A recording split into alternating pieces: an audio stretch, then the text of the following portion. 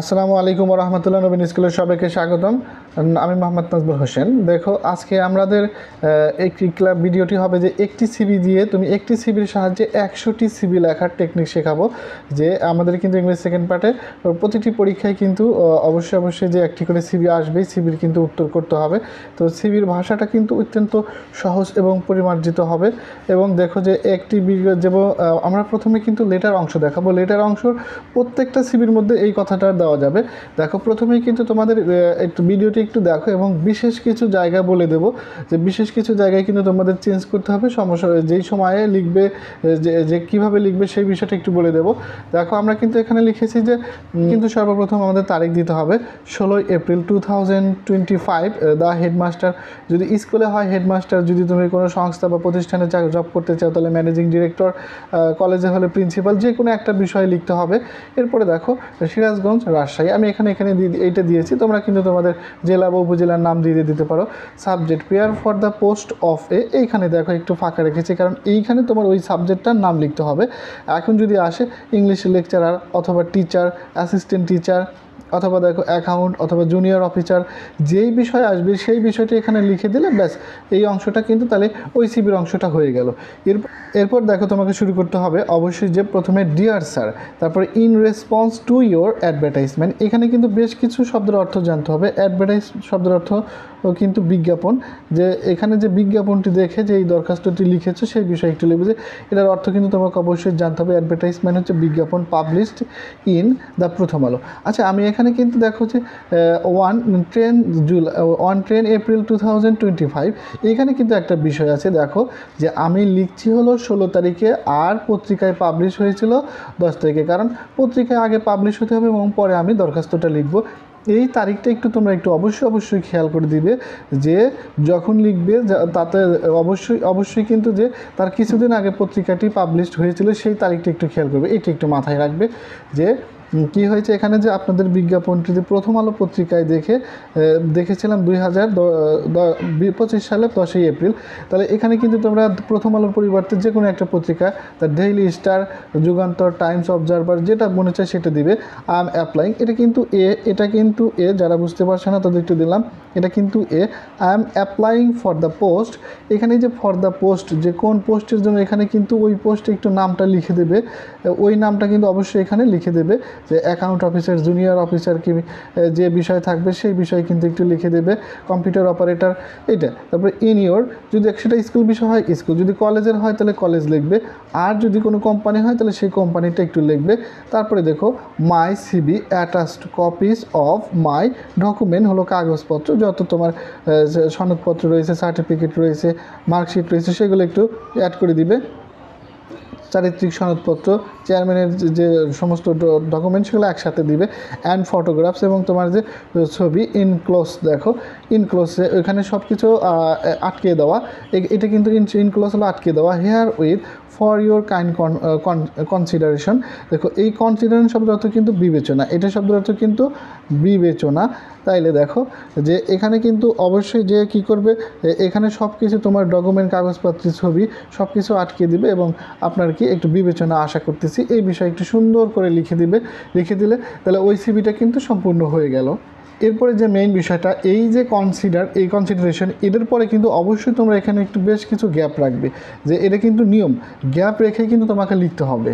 তারপরে দেখো লিখবে I hope you will consider, যে আমি আশা করছি আপনার বিবেচনা, মাই অ্যাপ্লিকেশন, আমার দরখাস্তের ক্ষেত্রে, and kindly give me opportunity, opportunity হচ্ছে সুযোগ করে দাও। অপরচুনিটি কি? অপরচুনিটি কিন্তু সুযোগ। এই কিছু শব্দগুলো তুমি ব্যবহার করে কিন্তু সুন্দরভাবে তোমার সিভিটা শেষ করে দিতে পারবে। Opportunity to prove my ability, মানে এটা হচ্ছে প্রমাণ, এটা হচ্ছে যোগ্যতা, যে আপনার আমার দরখাস্তটি বিবেচনা করবেন এবং আমাকে এই কাজের যোগ্যতা প্রমাণের একটা সুযোগ করে দিবেন, এইটা। ইউর ফেইথফুল, যে আপনার বিশ্বস্ত নাজমুল হোসাইন। এখানে যে তোমাদের নিজস্ব নামটি ব্যবহার করবে, অথবা সিভিতে যদি কোনো নাম ব্যবহার করা থাকে সেই নামটি ব্যবহার করবে। তাইলে কিন্তু দেখো যে প্রথমে কিন্তু এইটা হলো লেটার অংশ, দরখাস্ত, যে প্রথম যে কোনো পত্রিকায় যে প্রকাশিত হবে সেই পত্রিকা থেকে তুমি অবশ্যই ম্যানেজিং ডিরেক্টর অথবা প্রিন্সিপাল অথবা হেডমাস্টার বরাবর এইটুকুন কিন্তু অবশ্যই সবার আগে দিয়ে এরপরে দেখো যে সমস্ত তোমার ডকুমেন্টগুলো, তথ্যগুলো দিয়ে দিবে। এরপরে দেখো যে অবশ্যই সিবি অংশ যে তোমার কারিকুলাম ভিটাটি লিখে দেবে। যদি এখানে তোমার নাম চাই তাহলে তোমার যার যার নামটি এখানে লিখে দেবে, যে আমি যদি লিখে দিই নাজমুল হোসাইন, অথবা যার যে নাম ইচ্ছা সেই নাম কিন্তু ব্যবহার করতে পারো, সেটা একটু ব্যবহার করবে। দেখো এরপরে দেখো যে অবশ্যই তোমার বাবার নামটা লিখবে, মায়ের নাম লিখবে, যার যার বাবার নাম যার যার মায়ের নাম লিখবে। প্রেজেন্ট অ্যাড্রেস, দেখো প্রেজেন্ট অ্যাড্রেস যে প্রেজেন্ট অ্যাড্রেস বর্তমানে যেখানে তুমি বাস করতেছো সেই বিষয়টা দিবে, তোমার ভিলেজ নেম, তোমার পোস্ট অফিস, উপজেলা, জেলা, এগুলো একটু সুন্দর করে যার যার ঠিকানা কিন্তু লিখে দেবে। এরপরে দেখো প্রেজেন্ট অ্যাড্রেস যে আমি সেম দিয়েছি, যে আমি অনেকেই কিন্তু বিভিন্ন জায়গায় বাস করে, যে গ্রাম ছেড়ে শহরে, সেই ক্ষেত্রে ওই ঠিকানাটা লিখবে, না হলে কিন্তু অবশ্যই প্রেজেন্ট অ্যাড্রেসটি দিয়ে দেবে। ডেট অফ বার্থ, দেখো আমি এখানে 10 এপ্রিল 1996 দিয়েছি, যার যার জন্ম তারিখ সেটা ইচ্ছা মতো বসিয়ে দেবে। ন্যাশনালিটি যে বাংলাদেশি, আমরা বাংলাদেশ থেকে লিখছি। রিলিজন হচ্ছে যে আমার এক্ষেত্রে আমি ইসলাম লিখেছি, যারা হিন্দু দিবে, যারা যে ধর্মের সেই ধর্মের নামটা দিয়ে দেবে। ম্যারিড স্ট্যাটাস আনম্যারিড দিয়ে দিবে। এবং দেখো কন্ট্যাক্ট নাম্বার, যার যে ফোন নাম্বার অবশ্যই সেই ফোন নাম্বারটি দিয়ে দিবে এখানে।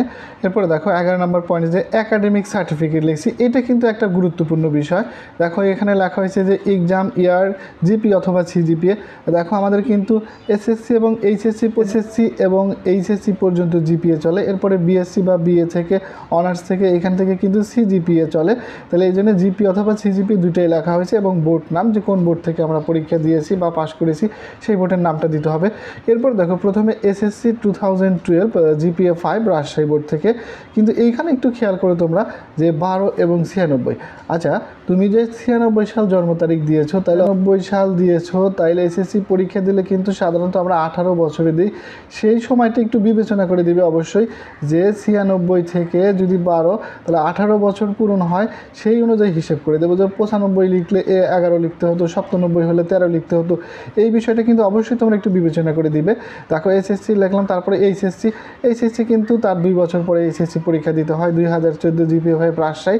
তারপরে দেখো বিএসসি যারা আর্টস হলে বিএ দিবে 2017 সাল 3 পয়েন্ট, এটা কিন্তু এই 3 পয়েন্ট কিন্তু ফার্স্ট ডিভিশন, এখানে কিন্তু 4 পয়েন্টের মধ্যে পরীক্ষা হয়, এখানে কিন্তু 4 পয়েন্ট। এই সম্পর্কে সিজিপিএ সম্পর্কে কিন্তু আমার ইউটিউব চ্যানেলে একটি ভিডিও দেওয়া আছে, তোমরা যারা এই সম্পর্কে একটু জানতে চাও সিজিপিএ সম্পর্কে, কারণ তোমাদের পরবর্তী ক্লাসগুলোতে সিজিপিএ অনুযায়ী রেজাল্ট হবে, সেই সম্পর্কে একটা ভিডিও দেওয়া আছে, দেখে আসতে পারো।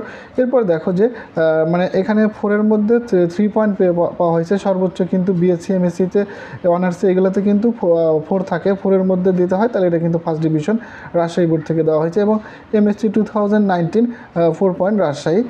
এই বিষয়টা একটু সুন্দর করে তোমরা সালগুলো একটু মিলিয়ে দেবে, যে তার 2 বছর পরে পাশ করেছে, তার 2 বছর পর, তার 1 বছর পরে পরীক্ষা দিয়েছি, এইগুলো একটু সুন্দরভাবে একটু মিলিয়ে তোমরা সিভিটা লিখে ফেলবে। এরপরে দেখো যে 12 নম্বর টপিক্স স্কেল, যে তোমার যদি কোনো দক্ষতা স্কেল থাকে, skilled in written and spoken English, যে আমি ইংলিশে লিখতে পারি এবং কথা বলতে পারি। এছাড়া দেখো এমএস মাইক্রোসফট অথবা এক্সেল, যদি যারা তোমরা কম্পিউটারে দক্ষতা আছে সেই পয়েন্টটা কিন্তু এখানে তুলে দিবে। এক্সপিরিয়েন্সটা যদি তোমার থাকে, না থাকলে এখানে লেখার প্রয়োজন নয়, যদি থাকে ওয়ার্কিং 4 ইয়ার্স, কোন কোম্পানিতে জব করেছো, কয় বছর, সেই বিষয়টা একটু দিয়ে দিবে। না থাকলে যারা সম্পূর্ণ নতুন তাদের কোনো লেখার প্রয়োজন নাই। এরপর দেখো যে এখন আশা করি যে তোমরা প্রত্যেকেই সিভিটা বুঝতে পেরেছো, যে এখন যে কোনো বিষয়ে যদি সিভি আসে, তাহলে সিভি আসলে কিন্তু অবশ্যই লিখতে পারবে।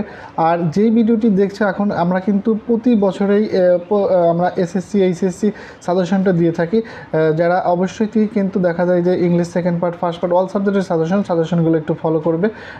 এই চ্যানেলে সার্চ দিলে কিন্তু অবশ্যই চলে আসবে।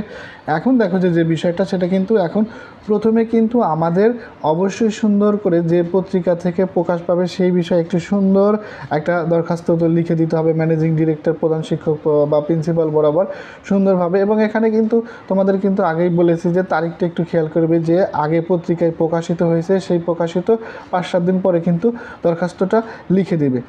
এরপরে কিন্তু দেখো যে এই কথাটা, যে তোমার যে কোনো পত্রিকার নাম ব্যবহার করতে পারো।